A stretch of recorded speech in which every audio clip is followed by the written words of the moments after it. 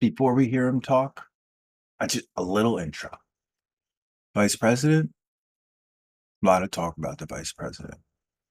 I'm sticking with my first choice, Vivek Ramaswamy. I think I said that right. So difficult.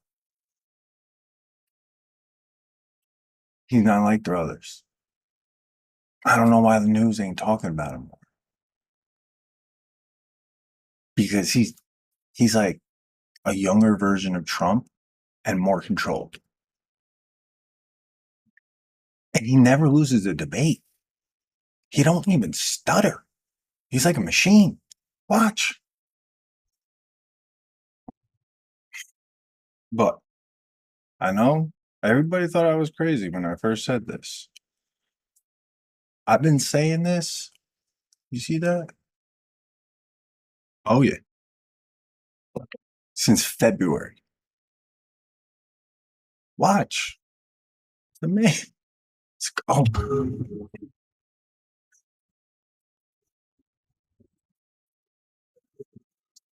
I have a radical idea for the Republican Party. We need to win elections. How would you stop fentanyl brought into the country, mostly by U.S. citizens, through ports of entry? There's two sides to this, and we have to be very honest about it. One is we do have to seal that southern border. Building the wall is not enough. They're building cartel-financed tunnels underneath that wall. Semi-trucks can drive through them. We have to use our own military to seal the Swiss cheese of a southern border. But we also have to be honest. There's a demand-side problem in this country, too, a mental health epidemic. I met family in Iowa. They lost their son, Sebastian, 17 years old. He bought Percocet on Snapchat. Hold on.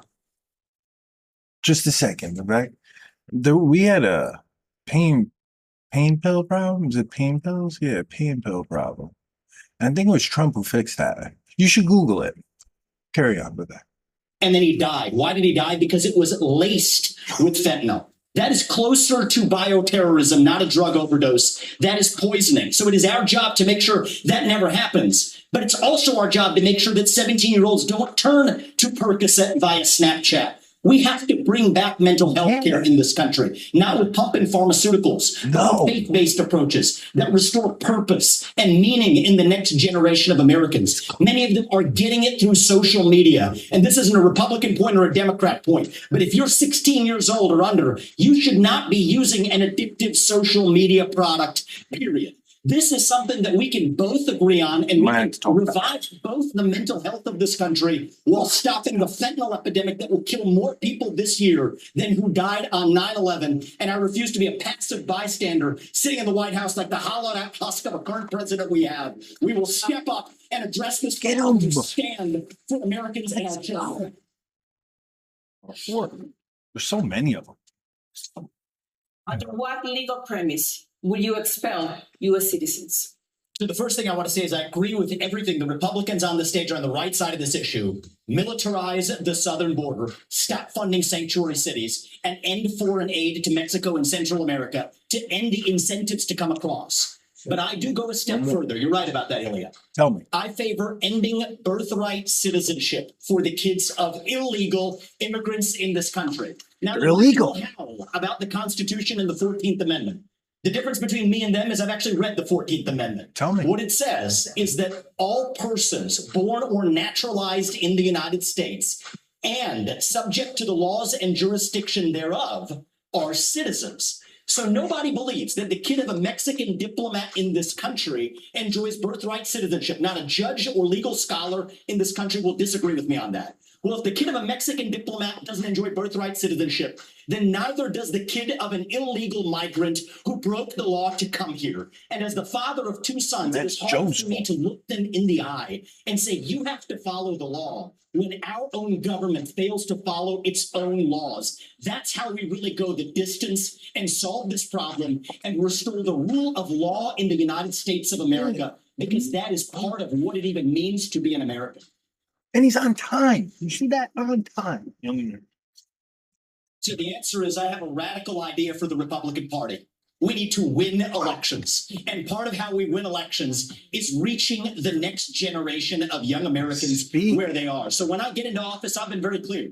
Kids under the age of 16 should not be using addictive social media. We're only going to ever get to declaring independence from China, which I favor, if we actually win. So while the Democrats are running rampant, reaching the next generation 3-1, there's exactly one person in the Republican Party which talks a big game about reaching young people, and that's me. And let me level with all of you. I'm the new guy here, and so I know I have to earn your trust. What do you see? You see a young man who's in a bit of a hurry, maybe a little ambitious, bit of a know-it-all, it seems at times. I'm here to tell you, no, I don't know it all. I will listen. I will have the best people, the best and brightest in this country, whatever age they are, advising me. We will be probably many of the people on this stage included. That's how I built my companies. I want to be challenged. I want people who disagree with me. That's what makes America great, because we're not a perfect nation. We're founded on the pursuit of perfection. That is what makes America great. Americans every time. That is why we'll end once we win this election. Unleash the economy. That's a good idea. Mr. Ramaswamy, would you bring down prices without immediate drilling? Well, look, I think that we do have to run through the courts and get through that administrative state to make sure we're using the natural resources here at home. But here's the other thing that we can do that's easy Forever, Mr. Ramaswamy. and addresses the cleaner. national We debt will as make it well as cleaner. brings down prices.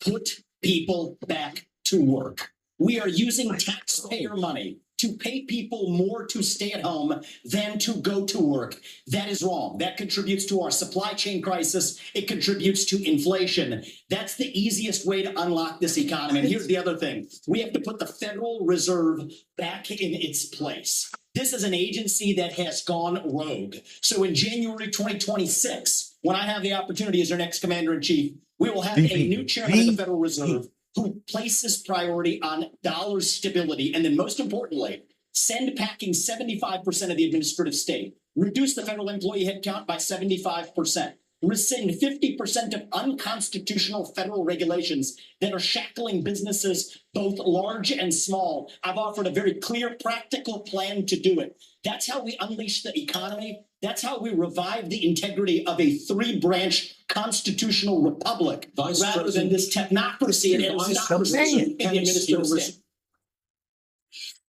I'm not afraid to say what he thinks. I have to be very clear about this. Transgenderism, especially in kids, is a mental health disorder. We have to acknowledge the truth of that for what it is.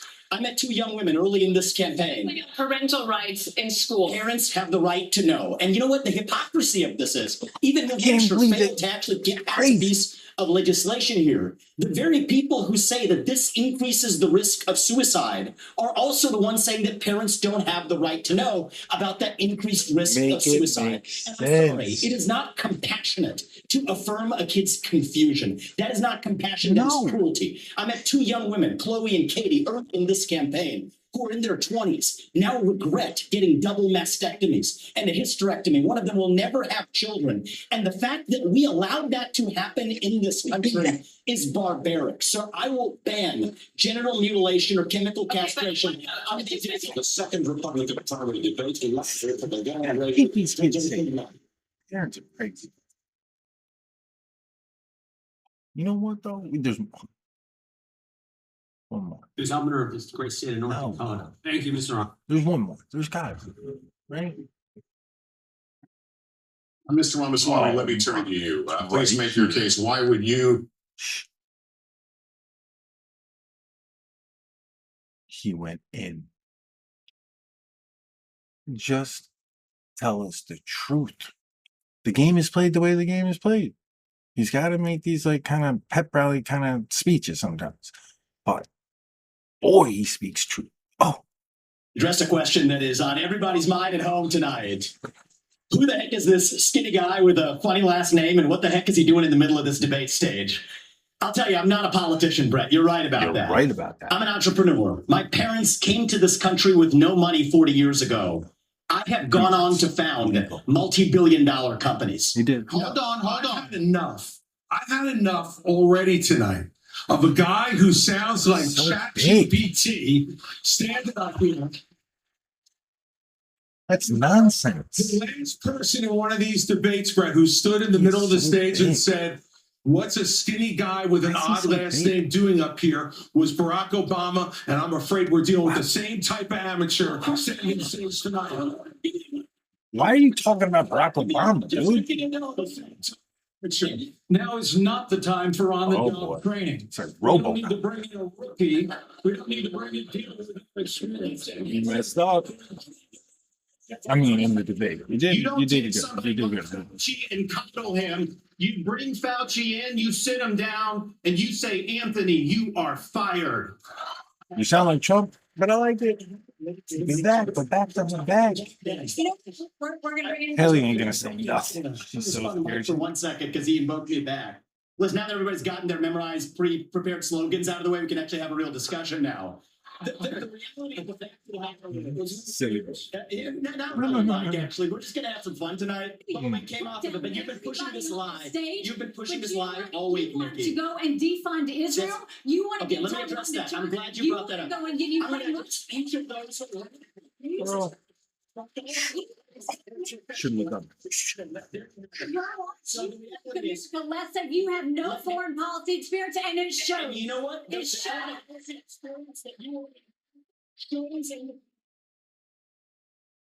Didn't Hillary say that about Trump? Look what happened. Jason Miller. I know a lot of people think I'm crazy. I've been saying Vivek for since before February. I just bought the hoodie in February. And if he does become vice president, it might be red for 12 straight years. I know it's saying a lot because it's a blue tidal wave all the time. I get it. But Vivek VP, let's go.